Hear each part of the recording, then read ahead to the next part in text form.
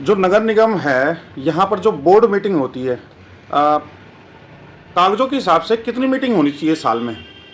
देखिए, नगर निगम की जहाँ तक बोर्ड मीटिंगों का प्रावधान है, एक वर्ष में 6 बोर्ड मीटिंग का प्रावधान है और वर्तमान समय में केवल एक मीटिंग ही हो पाना, ये अपने आप में हिटलर शाही का प्रतीक मुझे नज़र आता है और इसको मैं खुले तौर पे कहता हूँ। ऐसा नहीं कि हमने नहीं कहा, हम लगातार अपनी सभ्यता के अनुसार इस बात को नगर आयुक्त से भी कहते हैं, क्षेत्र के मेयर से भी कहते हैं कि ये गलत हो रहा है। कम से कम 6 मीटिंगों का प्रावधान है। हमें ये पता तो चले कि पहली वाली मीटिंग में जो कार्य हमने पास किए, जो चीज़ें हमने पास की, वो हो रही हैं या नहीं हो रही हैं।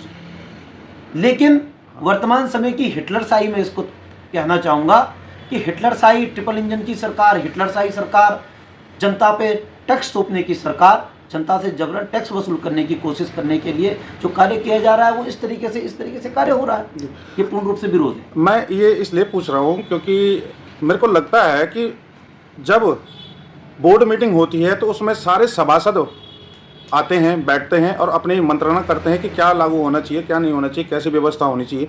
तो क्यों ना बोर्ड की मीटिंग एक गठित की जाए और उसमें ये चर्चा की जाए कि भाई ये जनता के पक्ष में है या जनता के साथ खिलवाड़ है। देखिए, मैं बहुत साफ शब्दों में कह देना चाहता हूँ, मैंने इंटरव्यू देखा था और पूरा इंटरव्यू देखा। इंटरव्यू में पक्ष और विपक्ष होता है। हमें अपने क्षेत्र की समस्याओं को रखने के लिए चुना गया है और हम इसीलिए साफ तौर पे कहते हैं कि यह टैक्स किसी भी कीमत में, ये कर निर्धारण प्रक्रिया पूर्ण रूप से गलत है। मैं इंटरव्यू देख रहा था, मेयर साहब खुद बोल रहे थे, उनका खुद का वक्तव्य है कि 2030 तक टैक्स नहीं लगेगा। अगर 2030 तक मेयर साहब का कहना यह है कि टैक्स नहीं लगेगा, तो आखिरकार 2025 में क्या पैसों की बंदरबांट करने के लिए, पैसों को अनावश्यक रूप से खर्च करने के लिए ये टैक्स के कागज बांटे जा रहे हैं? और अगर जो वो कह रहे हैं वो गलत है, तो हकीकत में 2027 चुनाव के बाद सरकार टैक्स लगाना चाहती है। ये उसकी प्रक्रिया चल रही है कि हम जैसे ही चुनाव जीतेंगे, ट्रिपल इंजन की सरकार आएगी सत्ता में, हम विधानसभा में दोबारा जीतेंगे, हम दोबारा के दोबारा टैक्स लगा देंगे। ये सीधा सीधा माइंड के भीतर, मेरे नहीं, मेरे मन और मस्तिष्क के भीतर नहीं, जनता के मन और मस्तिष्क के भीतर भी यही चर्चा चल रही है वर्तमान समय में कि हकीकत में जो ये नोटिस लोगों के घरों के भीतर आ रहा है, ये पूर्ण रूप से गलत है। ये हम साफ तौर पे जनता को चेता देना चाहते हैं। ये इसलिए चेता देना चाहते हैं क्योंकि ये नोटिस जब तक कि कोई भी व्यवस्था नगर निगम प्रशासन और प्रदेश सरकार हमें उपलब्ध नहीं कराती है, सुविधाएं उपलब्ध नहीं कराती है, तो आखिरकार इस नोटिस का कोई औचित्य ही नहीं है। इसलिए मेरे द्वारा साफ तौर पे अपने क्षेत्र की जनता को कहा गया और मेरी क्षेत्र की जनता ने स्वयं इस नोटिसों को लेने से मना कर दिया। ये एक हकीकत है।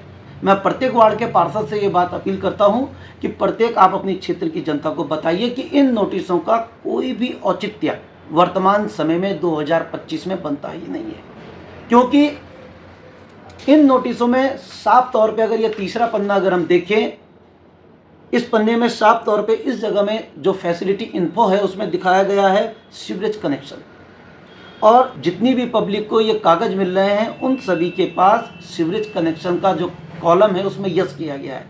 हम ये पूछना चाहते हैं वर्तमान नगर निगम प्रशासन से, वर्तमान प्रदेश सरकार से कि जब तक आपके द्वारा सिविल लाइन हमारे क्षेत्रों के भीतर नहीं दी गई है, तो आखिरकार हम टैक्स किस बात का आपको दें। और कर निर्धारण की प्रक्रिया का मतलब ये होता है कि आपने अपनी तरफ से प्रक्रिया कर दी, अब जब सरकार चाहेगी तुरंत आपके ऊपर टैक्स लगा देगी। इस प्रकार की प्रक्रियाएं ये चलाने का प्रयास कर रहे हैं, जिसका हम पुरजोर विरोध करते हैं। जिस समय नगर निगम का निर्माण हुआ था वो पूर्ण रूप से गलत तरीके से कोटद्वार वासियों के भीतर ये नगर निगम थोपा गया, लेकिन नगर निगम बनने के बाद प्रदेश सरकार ने केवल और केवल एक काम करने का प्रयास किया कि हम किस तरीके से जनता के ऊपर टैक्स लगाएं। और कोटद्वार वासियों ने जो नगर निगम का विरोध किया, उस विरोध का परिणाम था कि 10 साल के लिए छूट दी गई। ये उस विरोध का परिणाम था, लेकिन वो 10 साल की छूट भी इसलिए दी गई थी, उसमें यह था कि मुख्य रूप से यह था कि जब तक हम सुविधाएं उपलब्ध नहीं करवाएंगे तब तक हम टैक्स नहीं लेंगे। और सबसे बड़ी सुविधा तो एक होती है सिविल लाइन की सुविधा। हर जगह में आप देख रहे हैं कि क्षेत्र के मेयर भी कह रहे हैं कि निकासी की दिक्कतें, कोटद्वार के भीतर निकासी की दिक्कतें। तो निकासी की दिक्कतों का समाधान तो केवल और केवल सिविल लाइनों के माध्यम से हो सकता है। और जब सिविल लाइनों के माध्यम से निकासी की दिक्कत का समाधान होगा, हम उसके बाद ही उन टैक्सों को अपने ऊपर आरोपित करने के संबंध में चर्चा करेंगे। फिर भी आरोपित होने से पहले चर्चा करेंगे, यह हमारा साफ तौर पे कहना है। सर, जब इंटरव्यू देख रहे थे हम, तो उसमें एक चीज़ हमने ये भी देखा कि पूछा तो उनसे ये जा रहा था कि आप क्या करेंगे नगर निगम क्षेत्र में जो व्यवस्थाएं सुचारू रूप से चलानी है, परंतु वो कह रहे हैं कि सुरेंद्र सिंह नेगी जी, जो कि कांग्रेस के यहाँ से कई बार मंत्री रहे हैं, विधायक रहे हैं, वो 2027 की तैयारी कर रहे हैं। क्या आप क्या समझते हैं इस पर? देखिए, मैं हकीकत में आपको एक बात अपने मन से बता रहा हूँ, मैं भी आपका इंटरव्यू दे रहा हूँ। हकीकत में कोटद्वार की प्रत्येक व्यक्ति वर्तमान समय में क्षेत्र के विकास के लिए विधायक की तैयारी कर रहा है। उसमें मैं भी शामिल हूँ, उसमें माननीय सुरेंद्र सिंह नेगी जी भी शामिल हैं, उसमें वो जनता भी शामिल है जो इस समय वर्तमान समय में लाल डांग चिल्लर कार मोटर मार्ग के लिए बैठी हुई है। उसमें वो नौजवान भी शामिल हैं जो अग्निवीर से त्रस्त होकर के आज सड़कों में दौड़ नहीं मार रहे हैं, बल्कि इनकी घरों में बैठ करके कुठाराघात की जिंदगी जी रहे हैं। उसमें वो छात्र भी शामिल हैं जो पेपर लीक का दंश झेल रहे हैं और पेपर लीक होने के बावजूद ये सोच रहे हैं कि आखिरकार अब इसका परिणाम क्या होगा, हमारे जिंदगी के भीतर इसका क्या, हमें इसका फायदा होगा या नुकसान होगा। ये हर वो व्यक्ति कोटद्वार का सोच रहा है। इसलिए मैं साफ तौर पे एक बात कह देना चाहता हूं, जहां तक सुरेंद्र सिंह नेगी जी की बात है, परसों ही उनके द्वारा सत्याग्रह किया गया। सत्याग्रह में मुख्य मुद्दा स्मार्ट मीटर का था, जिससे जनता बहुत ज़्यादा त्रस्त थी।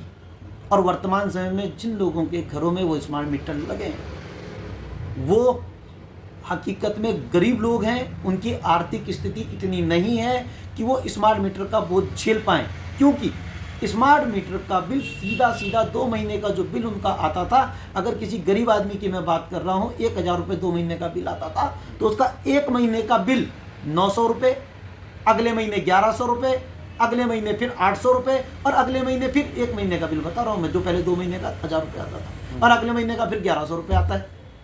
वो तो दोगुने में चला गया है। वो व्यक्ति कहीं ना कहीं बहुत ज़्यादा परेशान है, और परेशान होने के कारण वो सड़कों में है। यही कारण है कि कोटद्वार का प्रत्येक व्यक्ति 2027 की तैयारी कर रहा है। मैं बहुत साफ तौर पे ये कह देना चाहता हूं। और जो व्यक्ति उनको उचित लगेगा,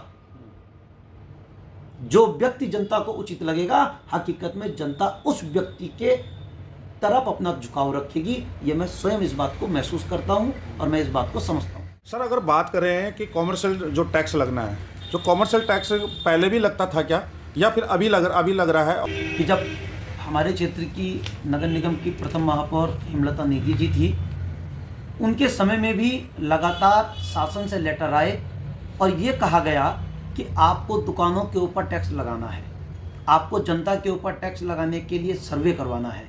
साफ तौर पे उनके द्वारा 3 बार स्पष्ट रूप से इस बात के लिए मना कर दिया गया। यहाँ तक कि सुरेंद्र सिंह नेगी जी और क्षेत्र की मेयर दोनों ही लोग, त्रिवेंद्र सिंह रावत जी जो कि उस समय मुख्यमंत्री थे, उनको जाकर के मिले। उन्होंने साफ तौर पे मना कर दिया कि हम उपरोक्त टैक्सों को नहीं लगाएंगे।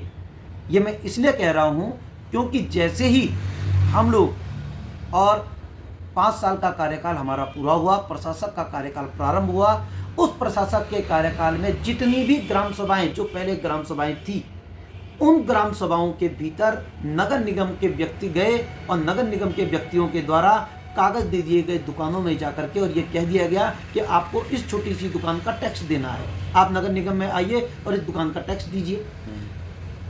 इस कार्य को किसी भी कीमत में वर्तमान समय में उस समय करने से रोक दिया गया था। इसलिए रोक दिया गया था कि जब तक हम बैठे हुए हैं तब तक हम किसी भी रूप से इस कार्य को नहीं करवाएंगे।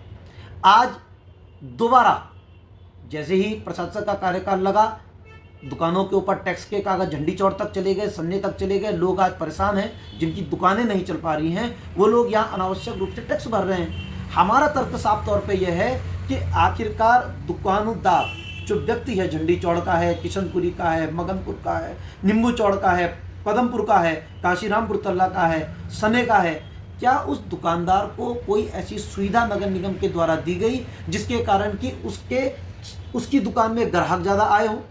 जब उसकी दुकान में ग्राहक आया ही नहीं, उसको कोई व्यापार का बेनिफिट नहीं हुआ, तो आखिरकार वो नगर निगम को किस बात का टैक्स देगा? ये हमारे तर्क थे और ये तर्क आज भी हमारे हैं।